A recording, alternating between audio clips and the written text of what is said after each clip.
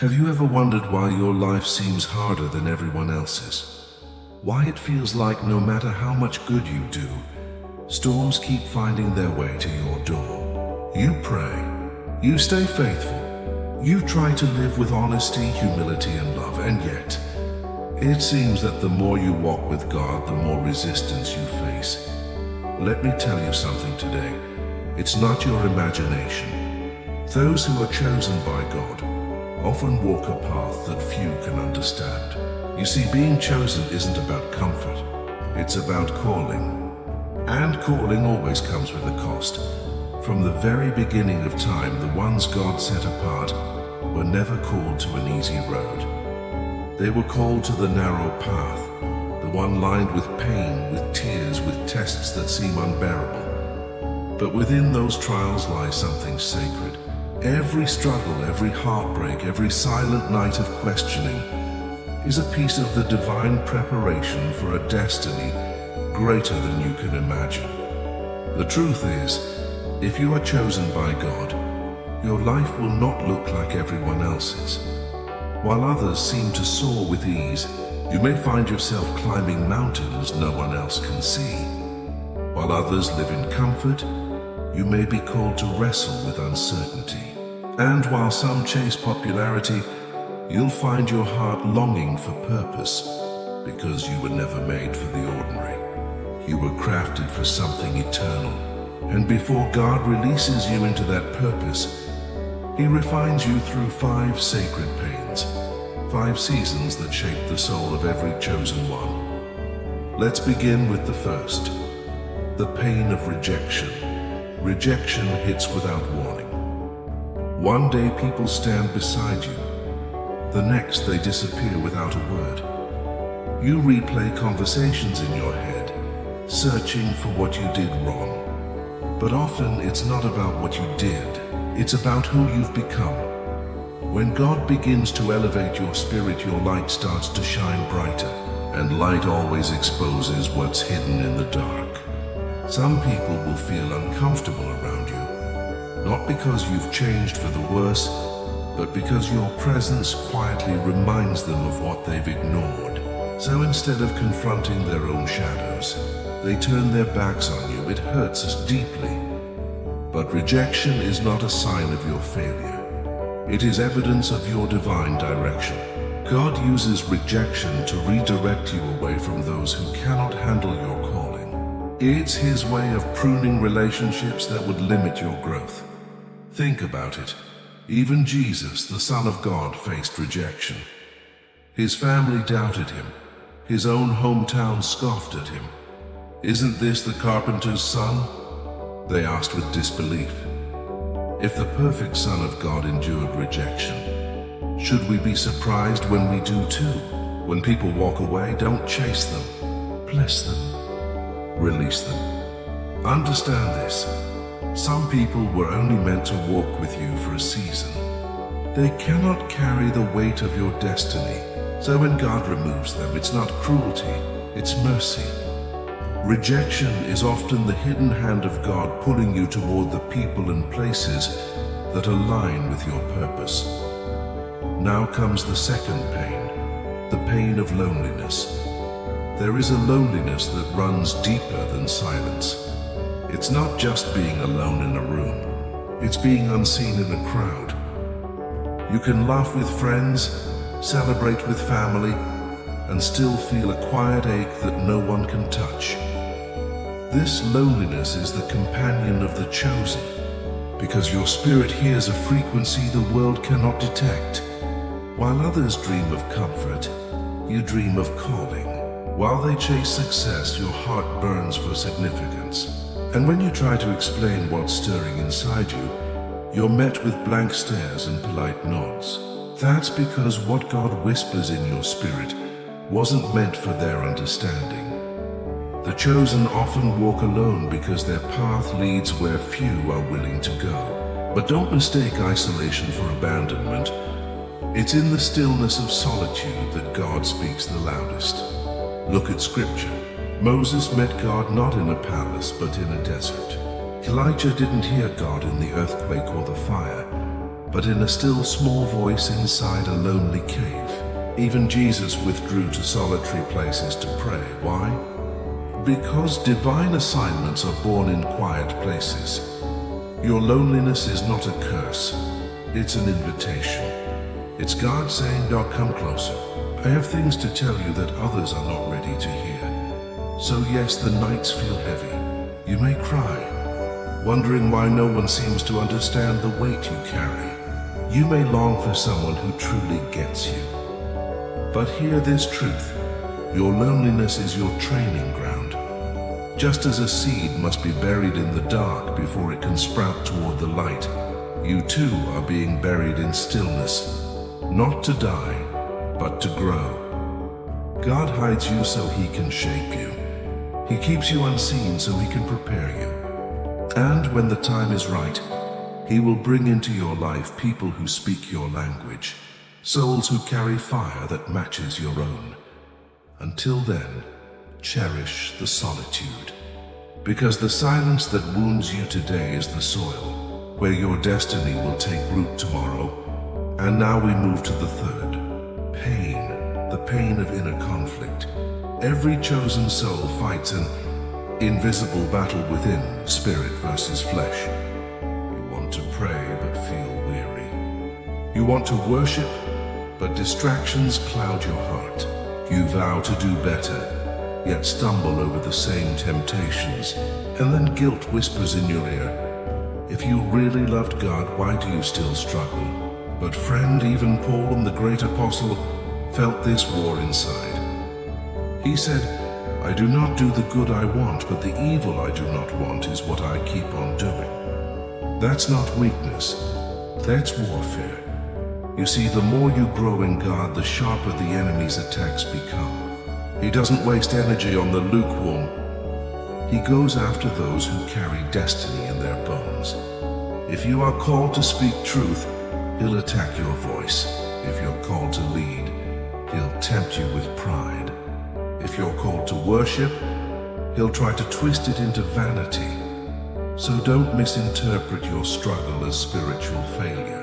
The very fact that you feel the tension means God's Spirit is alive inside you.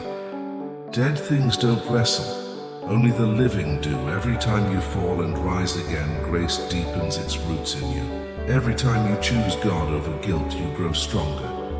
This inner conflict refines you like fire refines gold. It humbles you, strips away pride, and makes you more dependent on His strength rather than your own. The chosen are not perfect, they're being perfected. Their scars are not signs of defeat, they are marks of survival. Every battle within you is shaping your spirit into something unbreakable. Now pause for a moment and think about this. Rejection teaches you to depend on God's acceptance. Loneliness teaches you to recognize His voice, and inner conflict teaches you to lean on His grace. Each pain, though different in shape, carries the same purpose, transformation.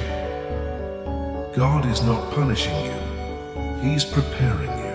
He's breaking off the parts of you that can't carry the weight of your calling. He's training you to trust Him even when you can't trace Him. There's something sacred in the struggle. When you cry out in your weakness, heaven leans closer. When you keep walking even when your heart trembles, the angels take notice. You may not see it now, but every trial is rewriting your spirit for eternity. And when the storm passes, because it will pass, you will look back and realize that the things you thought were breaking you were actually building you. Maybe right now, you're standing in the middle of that process. You've been rejected by people you thought would never leave. You've walked through nights so lonely, it felt like even God had gone silent. You've fought wars inside your own mind and heart, wondering if you'll ever find peace again. But here's what you must remember. The chosen never walk alone even when it feels that way. The same God who called you will sustain you. The same hands that formed you in your mother's womb are still holding you now. And the pain you feel today is not permanent. It's purposeful.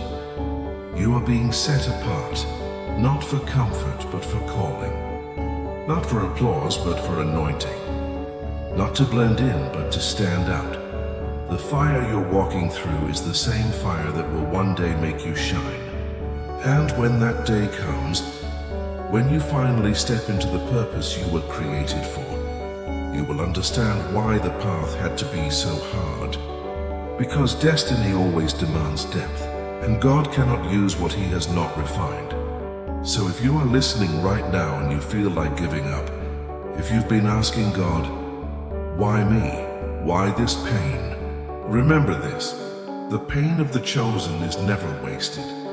Every tear is counted, every heartbreak is recorded, and every moment of silence is filled with divine purpose. You are not being destroyed. You are being designed. You are not forgotten. You are being formed. You are not rejected. You are being redirected. So lift your head.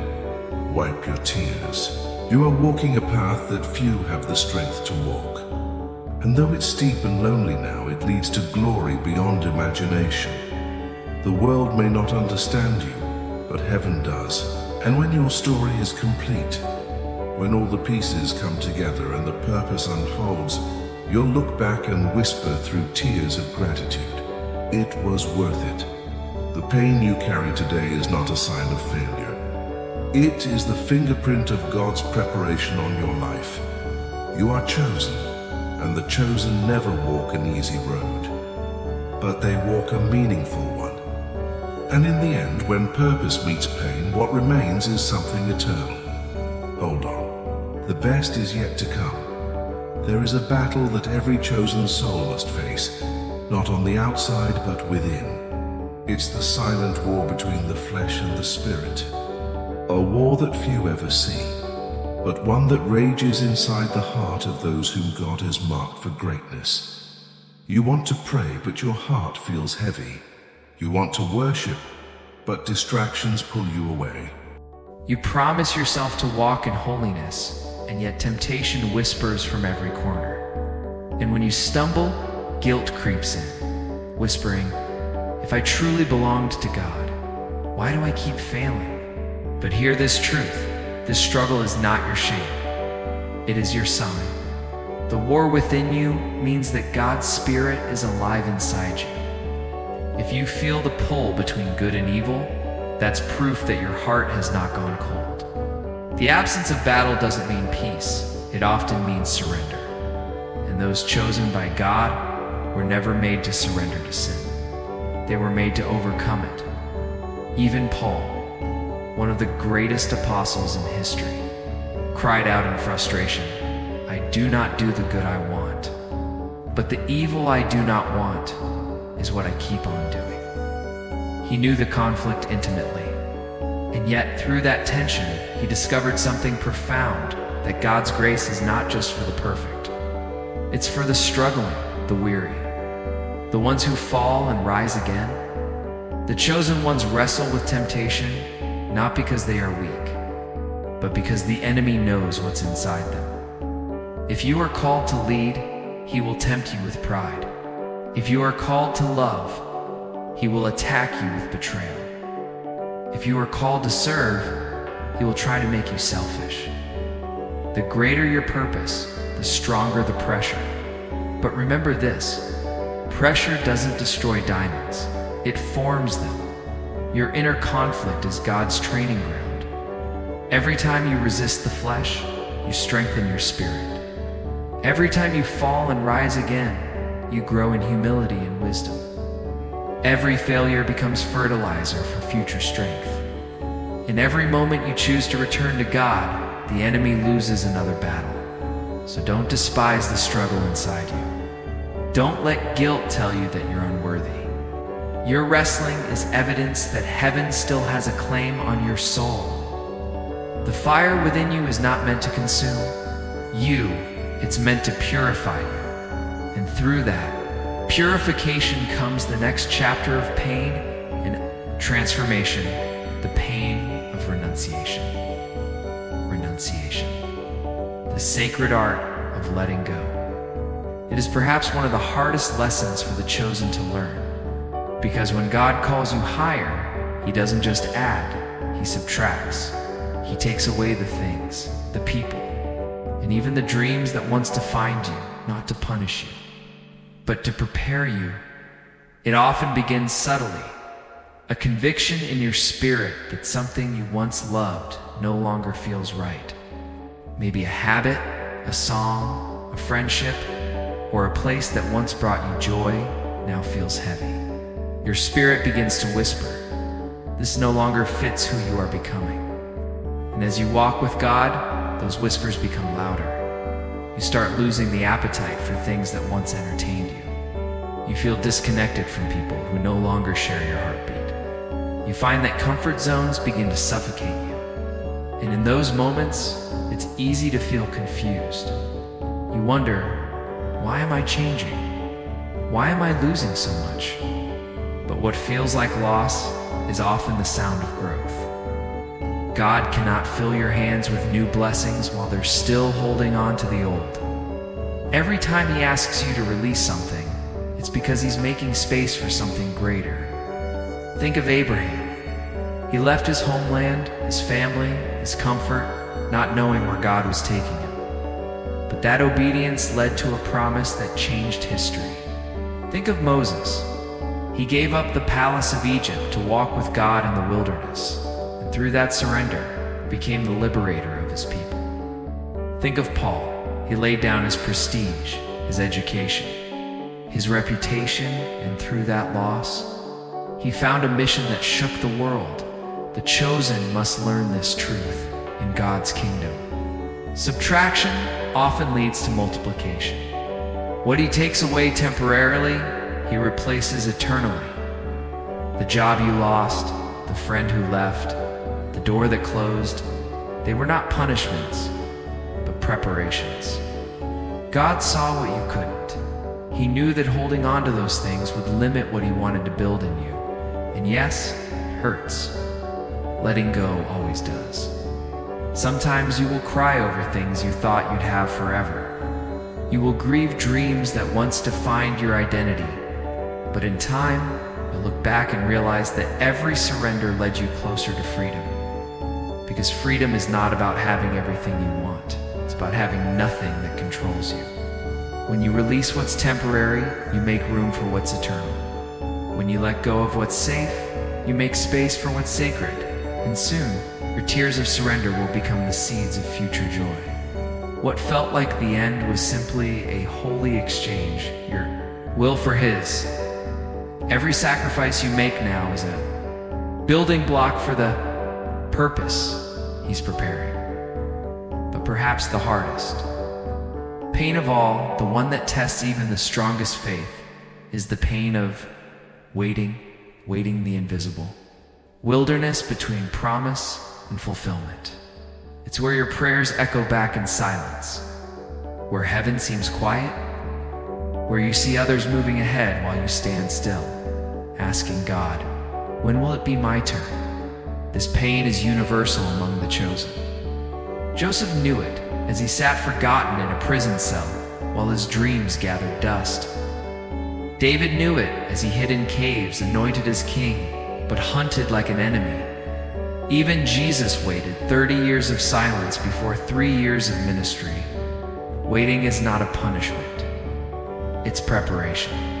Because waiting stretches your faith like nothing else can. It teaches you to trust God's timing over your own understanding. It refines your patience, polishes your character, improves your endurance. When everything seems delayed, remember God is not withholding. He is working. He is arranging the right people, the right places, the right moments to align with your destiny. The chosen cannot afford premature promotion. You must be shaped, tested, proven before you can carry the weight of the promise. Waiting seasons feel like silence. But in heaven's language, silence often means strategy. God is not ignoring you. He's orchestrating something so intricate that only time can reveal it. And in the meantime, He's not just preparing the blessing, He's preparing you. Because a promise without maturity becomes a burden, you must become the kind of person who can sustain what you've been praying for. So while you wait, don't waste the waiting. Pray deeper, grow wiser. Serve faithfully where you are, even when no one applauds you. Because when the door finally opens, you'll realize that the delay was divine protection. God was saving you from stepping into something before you were ready to carry it. The chosen understand that waiting is not about standing still. It's about walking in trust, one step at a time. And when the promise finally arrives, you'll look back and say, if God had answered earlier, I wouldn't have been ready. And when you weave all these pains together, rejection, loneliness, inner conflict, renunciation, and waiting, you begin to see a pattern. They are not random trials. They are sacred milestones on the road to destiny. Rejection detaches you from human approval and anchors you to divine purpose. Loneliness tunes your ear to the voice of God. Inner conflict refines your heart and deepens your dependence on grace. Renunciation frees your hands for greater blessings. And waiting transforms your faith into unshakable trust. Every tear, every wound, every unanswered prayer, none of it is wasted. God is weaving all of it into a masterpiece that will one day make sense.